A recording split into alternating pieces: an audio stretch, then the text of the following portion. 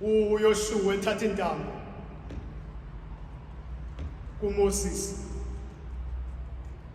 kwakusele kancinci nje okokuba bangene kwilizwe ledini iKanani. Kodwa uthe xa besuka kweli cala bezawuwelela kwelaa cala ukungena kwilizwe ledini apho kuzawuqala khona ubomi obutsha kubo, kwanyanzeleka into indlela yabo inqumle kulo mlambo iYordani.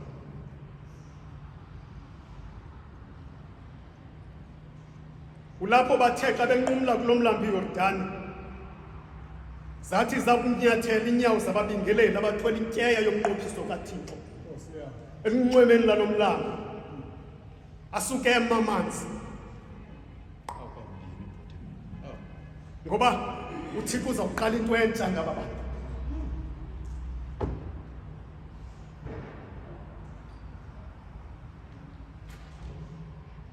Sizawukhumbula okokuba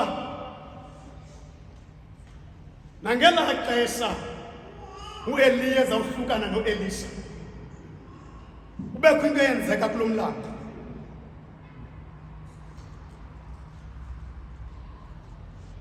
Xa ezawususa umprofethi omdala ezawufaka umprofethi omtsha, kwakho into eyenzeka kulo mlambo.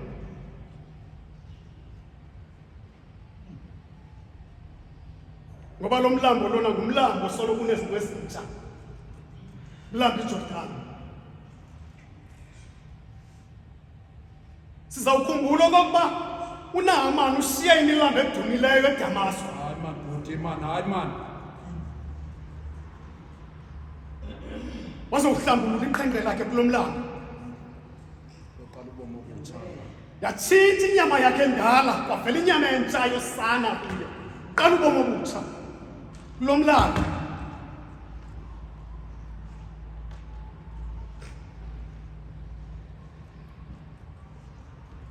Kule testamenti intsha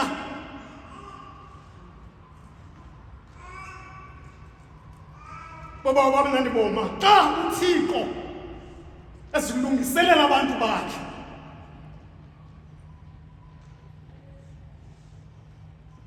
ube nento nalo mlambo. Ngoba kwiveki ezidlulileyo sivile uYohane ebhaptiza abantu kulo mlambo, ngoba nguye lo kwathiwa ngaye nguye oza kulungiselela inkosi abantu ebangabayo kulo mlambo. Qala into ezintsha kulo mlambo iJordani. Amende ethandazayo ilizwi likaThixo. Xa uYesu ezawuqala iministry yakhe kuye kwenyanzeleka into bazonyathela kulo mlambo. Amende ethandazayo sawukhumbula okokuba uYesu iitayitile zakhe ungumbingeleli, ungumprofethi.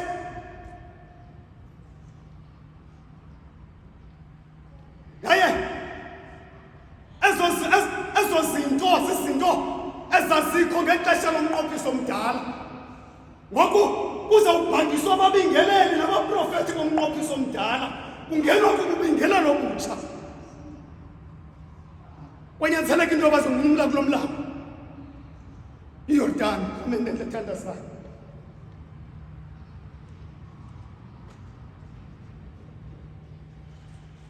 uYohane ebebhizi ebhaptiza kamente kulo mlambo abantu abasuka kwindawo ngeendawo, abantu abazaziyo okokuba bangaboni bebesithi ofika kulo mlambo kuYohane bavuma izono zabo okokuba asenzanga kakuhle phambi koThixo kulo mlambo. Kodwa namhlanje kule passage sifunda kuyo sibona isimanga sento. Kamene ethandazayo sibona kufika umuntu ongaconfess isono kuYohane, kodwa vele afika athi vuma, khona ukuze kusaliseke bonkulungisa.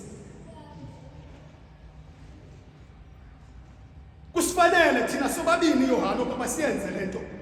Ukuba siyenzanga ubulungisa busuzaliseke. Uyawuthi ubulungisa uze buzaliseke uvume ukuba thina sobabini senze lento khona ukuze kuzaliseke ubulungisa. Kaba ndele thandazayo ilizwi likaThixo. Kodwa baba wamnani bonga ndivumelele niqale kule ndawo. Njengoba uMateya besoloko sibalisela nje ngokwenzeka eJordani ngexesha lokubhaptizwa abantu. Wasuka watshintsha uMateya. Kama ndethandazayo. Uthi apha kuverse 13 kuthi ngelo lixa afike uYesu. Kama ndethandwa lilizwi likaThixo. Uthi uMateya uthi kuthi kanye ngelo lixa afike uYesu. Wafika uYesu ngelixa mntakathaha ekubhaptizwa ngalo abantu abangaboni. Wafika lo ungena sono. Wasuka wenziwa isono ngenxa yethu. Wafika ngelo lixa.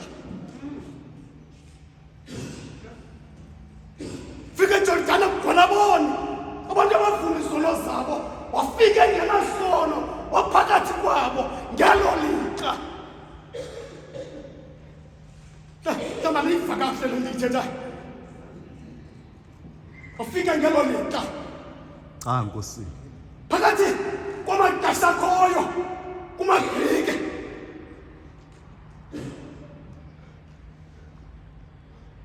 Kukho ixesha likaThixo kube kwixesha labantu.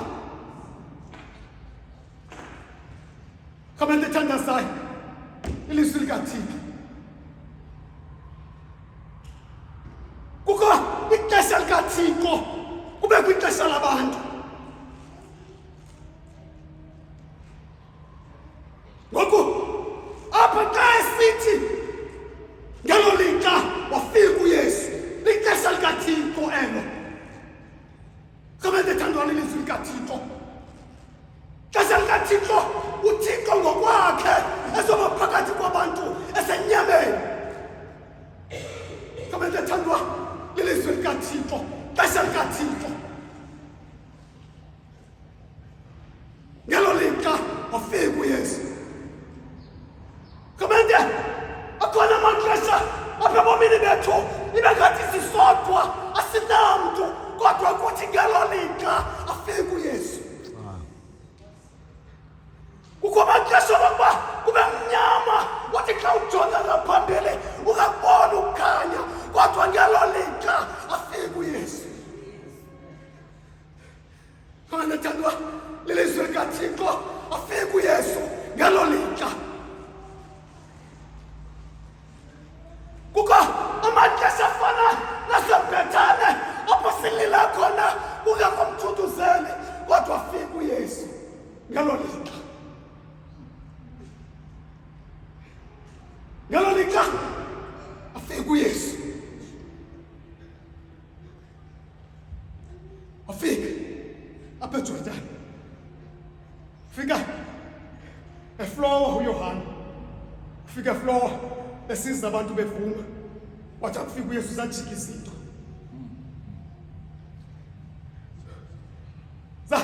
Sajika izinto ngoba uYohana bethe xa ethetha ngayo uYesu wathi emva kwam ukhona ozayo onamandla kunam.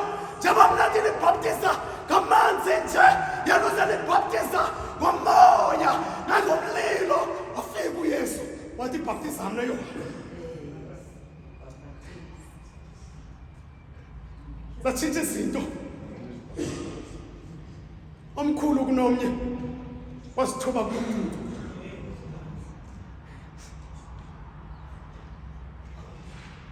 Ongaphezulu kunomnye wasithoba kulomnini. Kama ndethandazayo ilizwi likaThixo. Ngikubele ke ndithi mhlawumbi njengoba izazithoba kuYohana enjonga phansi kuyo wayesazi ukuba likhona ixesha zawuphakanyiswa ngalo. Nkosi. Nkosi.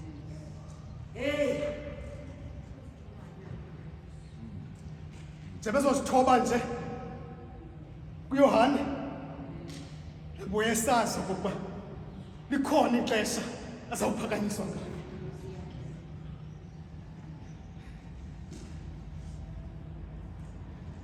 Comment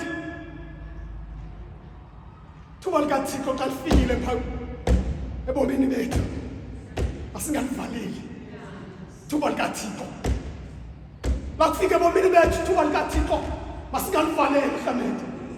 Yabona uthi uYesu xa afika kuYohane comment ethandwa lilizwi likaThixo azama ukwala uYohane esithi uza kumna wena ndifanele ukubhaptizwa nguwe nje mna efana lethuba likaThixo ebomini bakhe.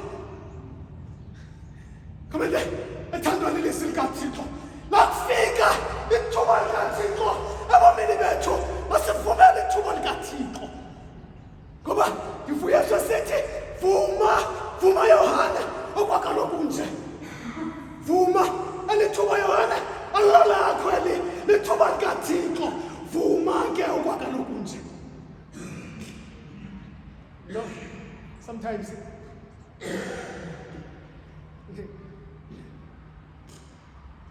Thole lithi ixesha likaThixo lifikile emntwini esiva ngoba uThixo uyathetha naye umbizele abashumayeli nathi hayi kanti ixesha Bawo bhuti man. avalele ithuba ixesha likaThixo thuba likaThixo kamente thandaza athi uThixo ethetha uvaleke ithuba likaThixo ethatha nathi uThixo kodwa livalwe ngumuntu athetha naye ithuba likaThixo. Uthi uYesu ke ngoku Yohane vuma okwakaloku nje ngoba sobabini thina kusifanele ukwenze njalo khona ukuze kuzaliseke bonke ubulungisa. Ngoba uvumanga Yohane ubulungisa buzaliseka. Ngamanye amazwi uthole ezazinto beziprofethwe ngam ngabaprofethi bomnqophiso omdala asisukwenzeka xa ungavumi Yohane. Awu, siyiblock ibhola. Asisukwenzeka vuma okwakaloku nje kuba thina sobabini kusifanele ukwenza njalo. Vuma okwakaloku nje sumendleleni kaThixo Yohane sumendleleni kaThixo Yohane sumendleleni kaThixo soblock indlela kaThixo Yohane vuma okwakaloku nje. Kamente thandazayo ilizwi likaThixo vuma okwakaloku nje ngoba thina sobabini kusifanele ukwenza njalo. Kamente thandazayo apha bazalwane bam nani botata bobaba mnani boma sibona uThixo ezama ukusebenza nomuntu awamdalayo khona ukuze kufezekiseke imission kaThixo. Xa sithi kusifanele ukwenza njalo thina sobabini noHana asiyenze lento khona ukuze imission kaThixo ekugqibeleni iphumelele imission kaThixo.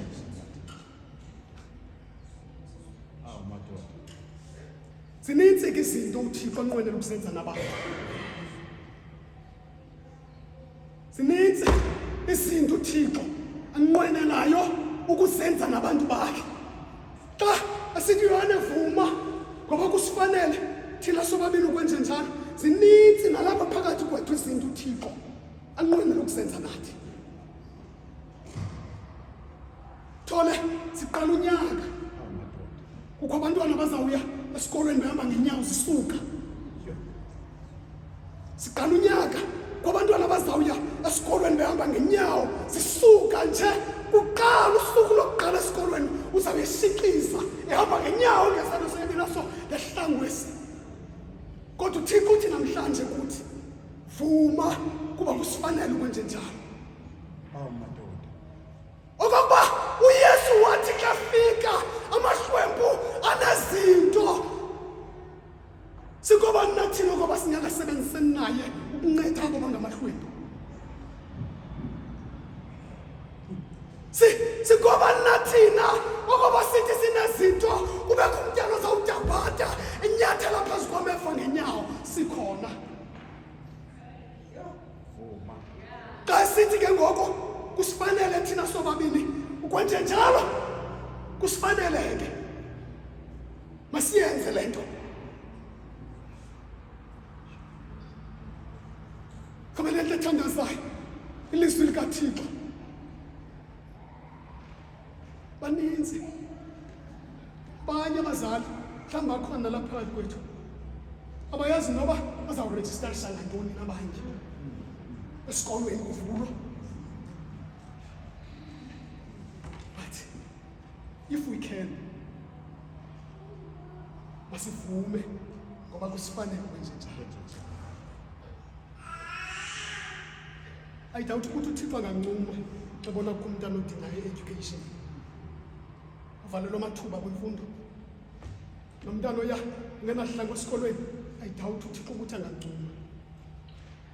Then if yangoku sinako thina asisebenzisane noThixo ekwenzeni imission kaThixo ngoba kusifanele kwenje njalo. Hayi ke mandiyeke kodwa xa ndiyeka mandiyeke ngento ethi boba banani boma apha eJordani sibona ubuthixo upresent buphelele. Ubuthixo iziqu zozithathu zobuthixo sisibona zipresent apha eJordani. uThixo ise, uThixo nyana, uThixo moya ingcwele bapresent balapha eJordani. Balapha eJordani kwindawo enabantu abangaboni balapha eJordani. Lapha eJordani. Kambe ndiyathandazayo ilizwi likaThixo ngoba kuYohane kufika uYesu. Kambe ndiyathandazayo wasisiqu sibini sobuthixo. Xa uYohane mbhaptizi uYesu enyuka kwasuka kwehla umoya ingcwele in a form of dove. Siqu sesithathu sobuthixo. Safika sazona phezu komlambo. And there was a voice ehamba nalo moya, ivoice kaThixo uyise. And so the Trinity in the Jordan River was fully present. Kambe ndiyathandazayo ilizwi likaThixo kukho idance amaGrike athi xa ethetha ngayo bazalwane bamnani bodade babawo bamnani boma yi-perichoresis. Kukho idance, the dance of love between the Father and the Son. And this dance of love, ibhondi yayo luthando lukaThixo olubethelelwa umoya ingcwele isiqu sesithathu sobuthixo. And so apha eJordani kambe ndiyathandazayo sibona the dance of love phakathi koThixo loyise, phakathi koyise nonyana. The dance of love ekuthiwa yi-perichoresis ubaba mnani boma. The dance of love uThixo luthando esephakathi kwabantu bakhe ngenjongo yobathanda ngoba uThixo uluthando. Kambe ndiyathandazayo ilizwi likaThixo. And so apha eJordani we see the dance of love.